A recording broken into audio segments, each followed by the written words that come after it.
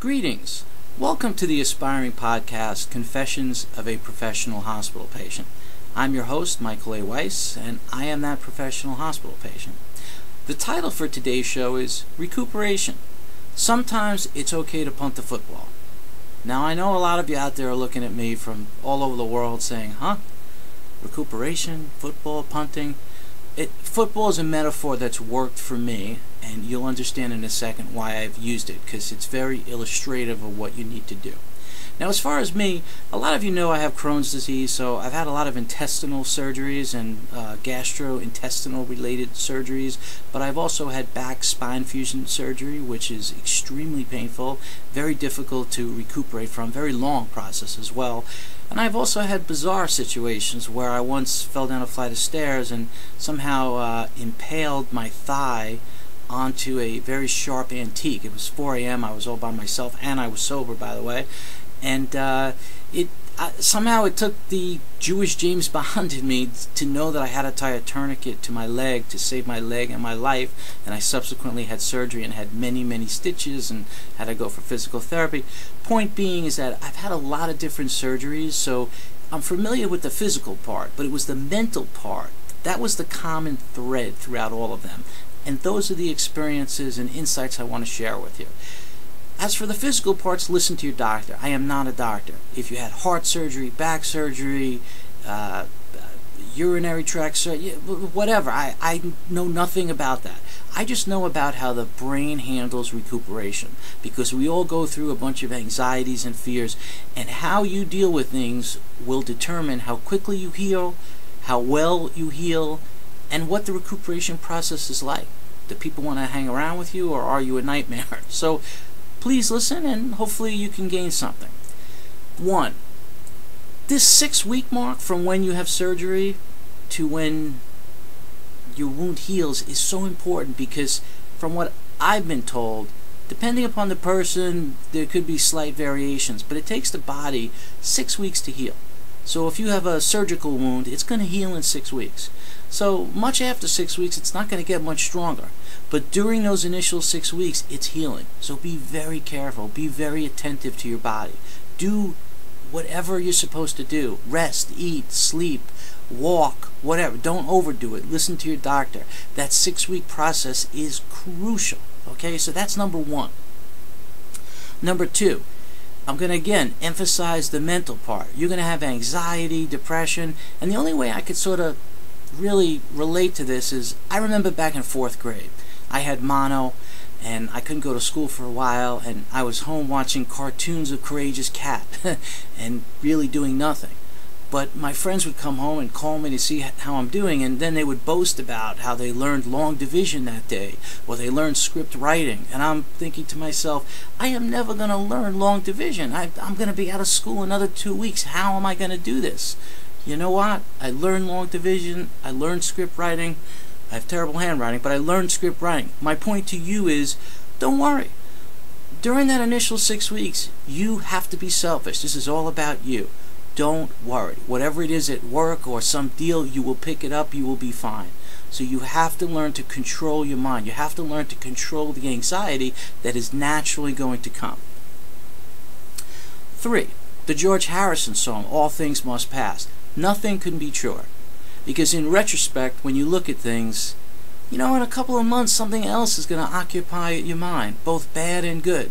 You may look back and see how far you've come and be very proud. You may be planning a vacation. You may be dating someone new. You may have a child. All these wonderful things that happen in life. On the other side, you could die. And maybe this recuperation didn't work, but the bottom line is all things must pass. So don't worry about it. You can't control the outcome, but what you can control is how you look at it. So it's all about your mental outlook. Next, setbacks. Setbacks will happen. Setbacks are a part of recuperation. It was explained to me, recuperating from all types of surgeries, it's like a pendulum. It goes wide, and then it narrows a bit until finally it stops and you're recuperated. And this is where the football metaphor comes in. You're going to have days where the previous day, let's say you did physical therapy and you did great. But today, for whatever reason, it's raining outside, your bones are achy, you can't do it, You're going to all of a sudden say, oh my God, I got a setback, something's wrong, I pushed too hard the other day. That's where the football metaphor comes in.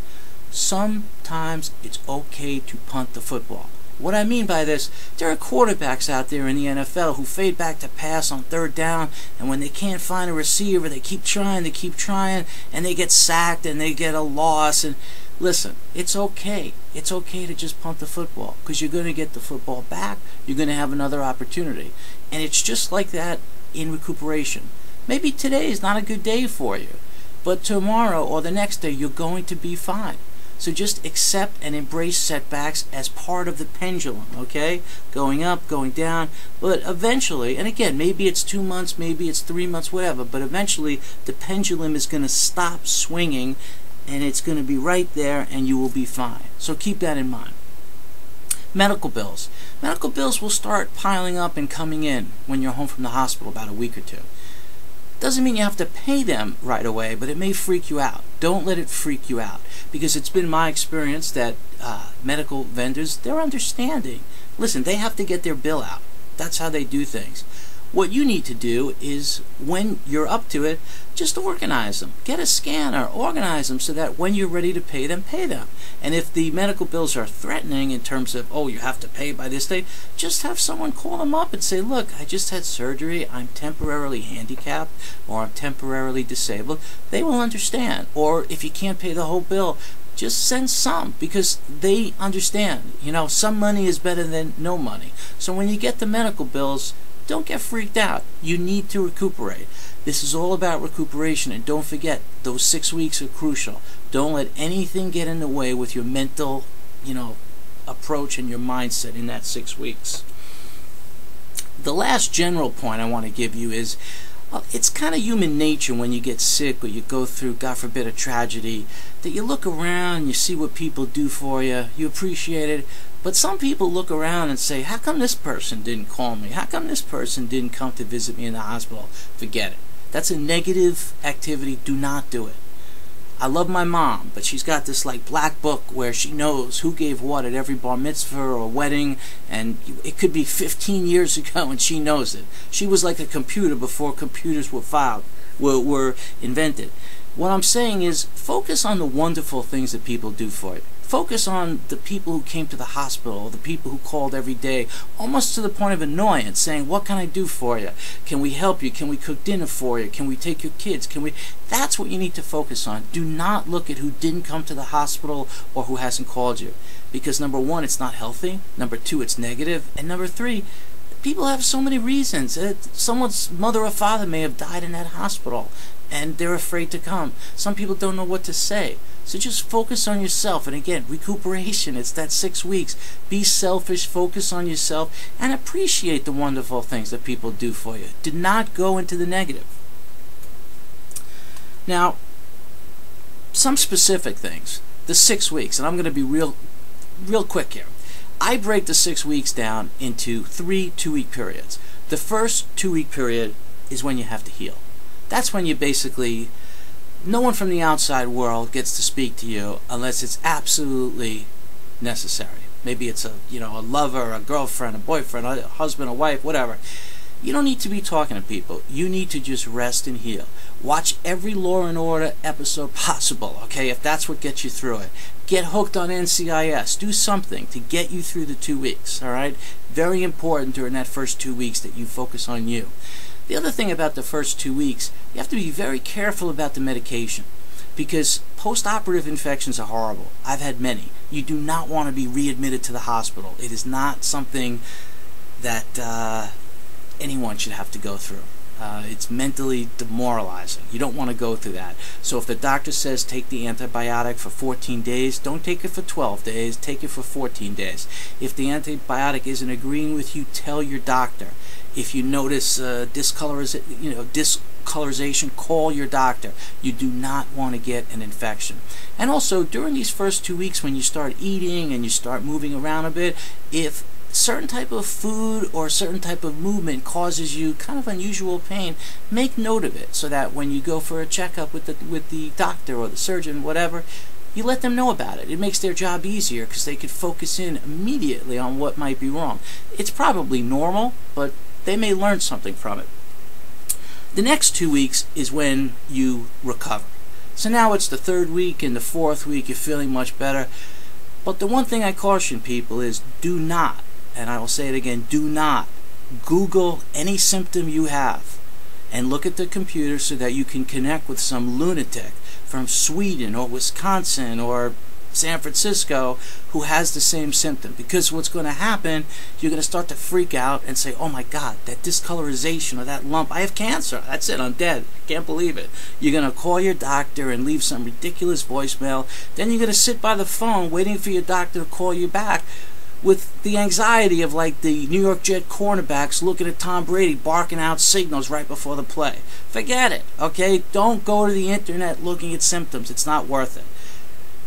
The second period of 2 weeks, you need to recover. Be very careful. Now the last thing is the last 2 weeks. And the last 2 weeks in this 6-week process is all about integrating yourself back into your life. It's your life. It seems pretty easy. But this is what you got to be careful of. If you have to go to work and you're going to go to work and say, hey, I'm only working half days, I'm going to ease into it, that's cool. It's a very smart way to do things. But you have to be careful of creating expectations in people, because when people see you, they're rooting for you. They want you to be healthy. And when they see you doing what you used to do, they're just going to naturally start just associating you the way you used to be. And then when you said you'd leave at 12, all of a sudden they're going to come to you at 11:56 and say, hey, here's one more file. And you're going to say, oh, sure, I'll do it. Then you'll leave at 12:50. No, you leave at 12 o'clock. You have to lay down the law. If you're going to create expectations in other people, whether it's personal or professional, you're still recuperating. These 6 weeks are crucial. Even after the 6 weeks, when you go back to work or resume some activity that you used to do it slowly. Let everyone around you know you are recuperating from something, and you have to be rigid. You don't mean to be rude. When you have to leave, you have to leave. Be very, very careful, because human nature is such that we all want people to get better. When you look better, they're going to just give you work. But what these people don't see are those days when you wake up in the morning and you can't move, or at night when you're so achy from all the work that you did, because it's going to take a while for your body to get back into shape. So keep these things in mind when you're recuperating, because it's mostly mental. I'm sorry that you can't watch Courageous Cat on TV, because that used to help me recuperate, but there are many other cartoons and many other distractions to get you through. But again, my name is Michael Weiss. The book I've written has the same name as this podcast, Confessions of a Professional Hospital Patient. It's available on Amazon, Barnes & Noble, and on my site, hospitalpatient.com. You can contact me on Twitter. My name is Hospital Patient. And please feel free to send me an email at michaelweiss@hospitalpatient. Get well. Thank you for watching or listening, and I look forward to hearing from you.